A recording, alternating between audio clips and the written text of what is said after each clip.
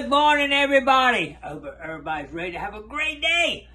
I got some gig news, some DS2 updates, and some other stuff. Stay tuned. We'll get into it right now. All right, we're going to start this off right now. Check this picture out. This is Gary Palmersheim, I think is how you pronounce his name, but he's one of the ones that won that beautiful treasure hunting coin. And he sent me a picture right there. I got the second one mailed off, and I should be getting a picture from her in the near future, so we'll check her out. I do have another one. Don't forget, we will be giving another one of those coins away. So in the future, so keep tuned in. We will be giving another one away. I'm gonna start off talking a couple things about the DS2. I tell you, it's holding up for me so far. I'm happy with it. You know me, I'm not that great at taking care of things and washing and cleaning everything. I use it daily, and I throw it in the back of my truck. I yank it out, throw it in and out. I got my scoop on top of it sometimes, and it's actually holding up. It's doing good, so I'm pretty happy with the way it's holding up as far as breaking and all. I'm still not crazy about some of the sounds. I'm still working on that. I think I still got some work to do to try to get the sounds kind of more like the knocks, you know, because sometimes a small object will sound really loud when it shouldn't. I don't think it should sound like it does. But anyway, I'm going to work on that, but it's finding a lot of good stuff. I'm going to talk about that in just a minute. One thing, I did set mine up first using the dive program. That's what I was using. I set everything up on dive program. I adjusted. Y'all saw my video where my some things I changed and adjusted to get my hearing and everything. And some things you've got to change. You almost have to be dynamic with it. You can't just set it up and run with it. You got to be ready to make adjustments. Salt sensitivity, you know, you don't want to crank it all the way down, and then you start losing depth. You got to be careful on that. Anyway, it's several things. You got the sensitivity. The other sound one, I can't think of the name off the top of my head. But anyway, you got to be dynamic. Every beach, sometimes I have to adjust it depending on the beach. Fresh water, salt water, brackish water. Sometimes I adjust them differently. So you got to really learn what's going on in that machine and adjust it yourself to the conditions that are there. If you start getting a little static, know how to adjust it out. But I'm working on that too a little bit. But anyway, I was using the dive program. But one problem with the dive program is it eats the coil eats the battery fast. And I had the coil actually go dead on me. I wouldn't want to charge everything daily, so I kind of held off, and it would go dead on me if I didn't charge it daily on the coil. Because I used 4 or 5 hours one day, 4 or 5 hours the next day, it would die on me. So anyway, I've changed. I've gone with the Beach P program with some of my old modifications. But I want to tell you this, because the Beach P is not in the manual, and I actually sent a email to XPDS and said, what is the XPDS program? I mean, what is the Beach P program? What frequencies does it use? What is it? Because it doesn't really tell you anywhere. Because I didn't know if it was going to 40 kilohertz, whether it was going to 24. I didn't know what the frequency is using and everything else. So at first they kind of said, no, look in the manual. I said, it's not in the manual. I need to know. So then they said, they actually sent me something back here. Here it is right here. And they said, Beach Program 13 is a custom program we give as a gift from our experts based on Beach Program 12. So it's basically the Beach Program 12 modifies what it is. So I didn't know that time. I don't know if y'all ever question that. With same frequencies and only some adjustments that you can see by yourself. So the base is the same, only some settings are specific, but you can easily note them. So I just want to make sure that's what it was. So it is the Beach Program modified. If anybody questioned that, because I was questioning that. So if you question that, that's what it is. I am, I'm using the bone headphones, and they're working. Those little small wires, I'm afraid I was going to break them. It's so small, but it's held up. I've used it daily for a while now, for at least the last month, every day, in and out. It's held up. I can hear pretty good with them. I have not gone underwater with it, but I plan on doing that in the near future.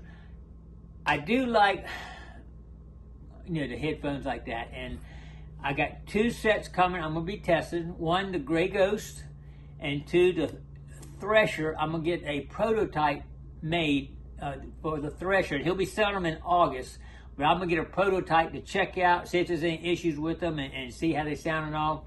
So we'll be testing both of those out. I know a lot of y'all want the regular headphones versus the bone, and I'm going to be testing 2 sets out, so I'll let you know how they work out in the near future, which should be coming up.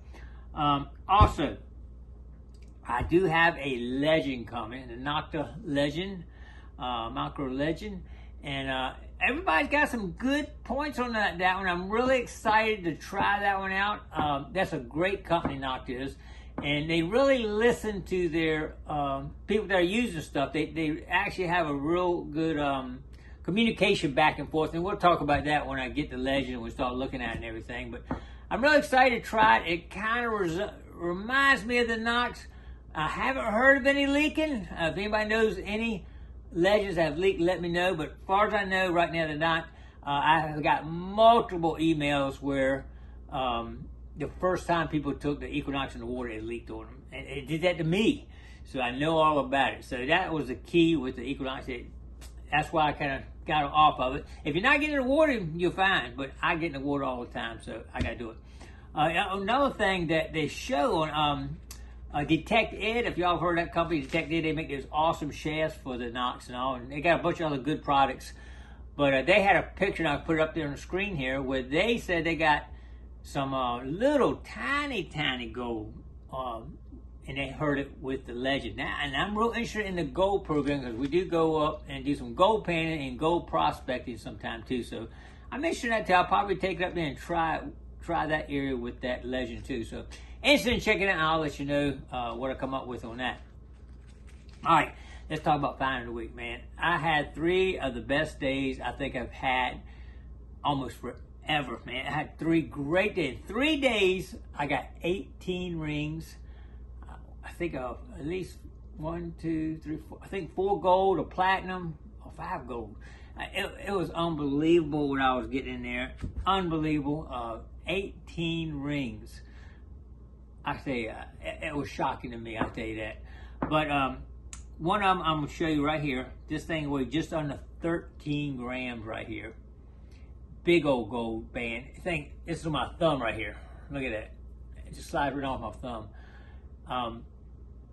But what I want to talk about this, it was I thought it was gonna be a penny. It was an 83 on the dais.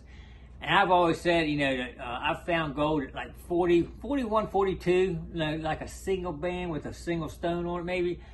And I've, you know, found some in the 70s, pretty good size, but I've never found one. This first time I've gotten one in the 80s on the dais. Somebody actually told me they got like a big old college ring, which could be, this is, you know, could be 25 grams. It was in the 90s, like a 95. So that would mean that gold can range from 40 to 95 on the dais. That's crazy. Actually, about a week ago, I was in that one place. I was digging a bunch of rings. A lot of 80s. Sometimes, you know, because a lot of times pennies are 80s. I was passing them up, thinking, nah, you know, because I want to get to the good numbers of 50s and 40s, 50s, and 60s. But I don't know if I'm going to be able to pass them up anymore. 83! Unbelievable. Anyway, I wanted to kind of let y'all know about that. One other thing, John Boy came over when we finished hunting the other day. We got the hookah out of my shed. Got the motor cranked out, had to do a little work on that. We got all the hoses laid out, blown out, cleaned up. I had to patch one hose, had to fix it, and got all the breathing stuff set up, hooked up, tested it out, and everything's working. So we got the hookah system ready to go, and I do have a couple beaches that I want to go hit that just off the shoreline there where people can't get in there. And I got a feeling we're going to do really good at a couple of these. I don't know yet, but we'll see how it works out. I've got a feeling one of them has never been detected, I know. So we'll be checking that out too. So hopefully we got some good stuff coming. So stay tuned. Hang in there with us and we'll see what we can do here for the rest of the summer. Summer's going by way too fast for me. Way too fast. I sometimes I'll get out my kayak, hit some of the small rivers up there in Virginia. And I don't know if I'm even going to make that. Didn't make it last year. It's just too much to do and not enough time. Too much treasure out there. All right, well, I hope y'all enjoy coming along today and get a couple updates on a few things that got going on. And hopefully I'll have some. We got these videos coming up with all those rings. 18 ring 3 days. I got all those videos coming up, so stay tuned for those. All right, well, I appreciate everybody coming along. Don't forget to click like, comment below, share, and subscribe to the Gigmaster. We'll see you on the next adventure. Come on along. I hope you can come on along and join me on it. Let's do it.